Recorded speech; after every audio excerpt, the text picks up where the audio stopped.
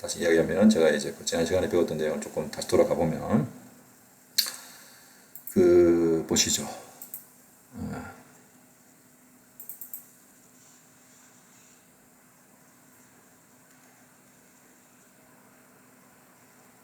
어디 갔어? 네. 여러분들 그 지난 시간에 네, 여기 이쪽이죠. 지난 시간에 여러분들 그 확률 배울 때 그때 했던 것 중에 하나가 평균 계산하고 하는 거 있었죠. 그러니까 평균 계산하고 뭐 할 때 보면 이런 식으로 그 이게 이제 여러분들이 좀 뭐 또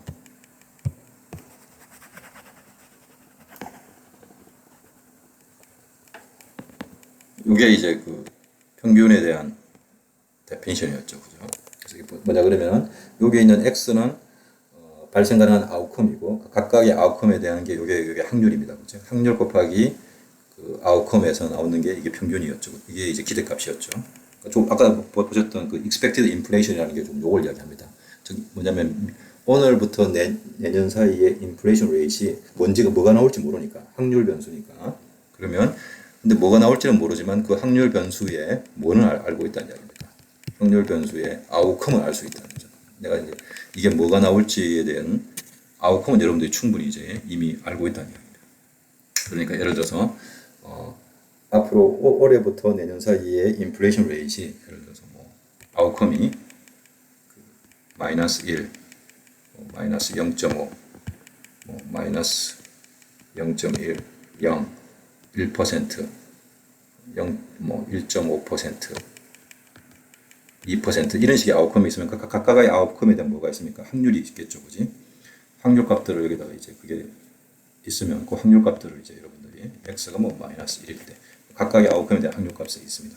그 확률 값들을 다 뭐 하면 됩니까? 곱해서 더한 게 요게 이제 소위 말하는 기대값인 거죠.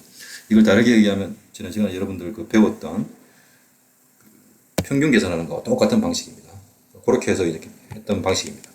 요 데피니션을 그래서 제가 처음에 여러분들 그 학급에 평균 계산할 때 평균 어떻게 계산했지 그리고 그 똑같은 그 평균이 확률 변수로 오면 그게 기대값이 된다. 그리고 노테이션을 이렇게 쓴다고 했던 거 있죠. 그거 똑같이 이해하시면 됩니다.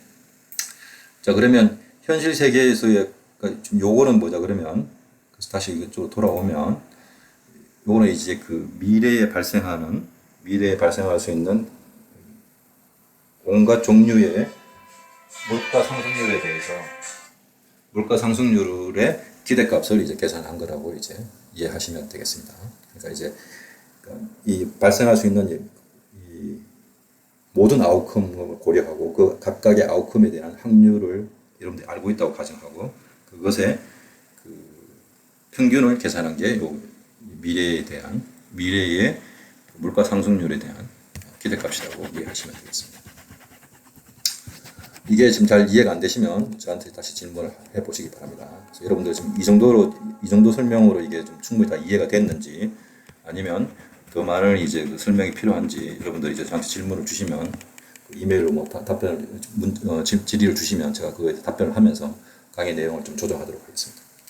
그래서 이제 다시 돌아오면 결국 그 명목 이자율은 실질 이자율 더하기 이 미래의 물가 상승률에 대한 기대값의 합으로 명목 이자율이 계산이 된다. 그래서 현실 세계에서의 명목 이자율은 이 두 가지를 고려해서 명목 이자율이 결정이 되었다는 걸 이제 알아두시면 되겠습니다. 그리고 이렇게 이 관계를 보여주는 것을 보통 이제 거시경제학에서는 피셔 이퀘이션이라고 이야기합니다. 뭐 이런 상식을 알아두시면 나중에 여러분들 어디 뭐 시험 치고 뭐 그럴 때 뭐 도움이 되실 수가 있습니다. 뭐 살아가는 별지성은 없고. 예. 자 이제 지금부터는 이제 뭐냐 그러면 다시 일상생활로 돌아와서 이게 이제 현실 세계에서 그러면 이자율과 그 텍스 레이트 사이에 그러니까 이 텍스 레이트, 이자율, 인플레이션 레이트 사이에 어떤 관계가 있는지 살펴보도록 하겠습니다. 우리가 현실 세계에서는 어떤 거냐 그러면 이런 겁니다. 여러분들이 돈을 빌려줄 때 누군가한테 돈을 빌려줄 때 일상생활에서는 어떻게 돈을 빌려줍니까? 명목 이자율로 돈을 빌려줍니다. 돈을 빌려주면 그 빌려줘서 여러분들 소득을 얻는 거잖아요. 이자 소득이겠죠. 이자 소득에 대한 뭐가 있습니까? 세금이 있습니다. 그래서 실제로 여러분들이 얻는 건 뭐냐면은 이자 소득에서 세금을 뺀 게 여러분들이 실제로 얻는 수익인 거죠. 그런데 그 수익에서 또 뭐도 고려해 줘야 됩니까? 그 수익률에서 물가 상승률도 고려해야 됩니다. 여기 좀 자꾸 I가 여러분들 헷갈릴 수 있는데 이게 뭐냐면 이 컨텍스트에서는 이 책에서는 인플레이션 레이트입니다. 인플레이션 레이트, 물가 상승률입니다. 그러니까 저기 뭐냐, 헷갈리지 마십시오. 다시 한번 제가 이제 강조 드립니다.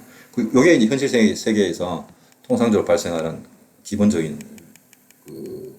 돈을 내는 거죠. 이게 그래서 현실 세계에서는 세금까지 냈다고 생각하면 이게 여러분들이 실제로 얻는 수익입니다. 현실 세계에서.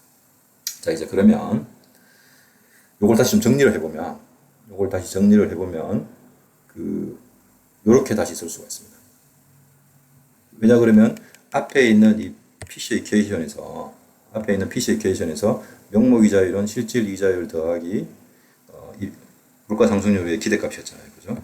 그거 이제 다시 써보면 명목이자율은 실질 이자율 더하기 여기 인플레이션의 기대값이니까. 근데 이게 사후적으로 보는 거니까 인플레이션이 이제 여기서는 사전적인 인플레이션 그러니까 실질 이자율이라면 이거는 이제 사후적인 실질 이자율이겠죠. 인플레이션이 이제 실현되었으니까 그 이후에 거기에서 이제 그렇게 다시 쓰고, 그래서 이제 사후적인 명목이자율은 실질 이자율 더하기 이제 사후적인 물가 상승률을 계산해 보면 되겠죠. 그렇게 해서 그거 빼서 이걸 계산해 보면 다시 정리를 하면 이런 식으로 나옵니다. 그래서 이 보시면 여기서 뭘 할 수 있냐 그러면 여러분들이 어떤 돈 빌려주고 세금 내고 이러고 난 다음에 결국 여기에 얻는 게 이제 요건데 이 지금 요거하고 이거 똑같은 건데 여기서 한 가지 볼 수 있는 게 뭐냐 그러면 뭐가 있냐 그러면 여러분들이 돈 빌려주고 세금 내고 사후적으로 실질적으로 여러분들이 얻는 그 이자 수익률에는 여기 있는 물가 상승률의 영향을 받는다는 이야기입니다. 그래서 통상적으로 물가가 상승하고 있는 시점에 돈을 빌려주면 그만큼 여러분들의 실질 이자 수익률이 감소할 수 있다는 이야기입니다. 물가가 감소하는 시점에 돈을 빌려주면 그만큼 돈을 여러분들의 실질 이자 수익률이 증가한다고 해석을 할 수가 있습니다. 그 차이가 있다는 이야기입니다. 이게 현실 세계에서는 이 물가 상승률이 그렇게 높지 않은 그런 시점에서는 이게 별로 중요하지가 않습니다. 그런데 만약에 물가 상승률이 대단히 높은 시점에서는 이게 굉장히 중요하겠죠. 예를 들어 과거에 우리나라 80년대, 90년대 이럴 때에는 물가 상승률이 10% 이렇게 될 때가 많이 있었습니다. 그때는 이게 굉장히 중요한 역할을 하는 거죠. 그리고 실제로 여러분들이야 돈을 빌려주고 빌리는 액수가 적으니까 이렇게 큰 문제가 안 생길 수 있는데 만약에 빌려드는 이게 예를 들어서 이게 1원에 대한 수익률인데 이게 만약에 10억, 100억, 1000억 이렇게 돈을 빌려주는 사람 입장에서는 이것도 굉장히 중요한 수익률에 영향을 줄 수가 있습니다. 그렇게 알아두시면 될 것 같습니다. 현실에서 이제 그렇게 한다는 거, 그렇게 계산한다 보통 정도로 이제 알아두시면 되겠습니다. 지금부터는 토픽을 좀 넘기도록 하겠습니다. 잠깐 쉬었다가 다시 토픽을 이어서 하도록 하겠습니다.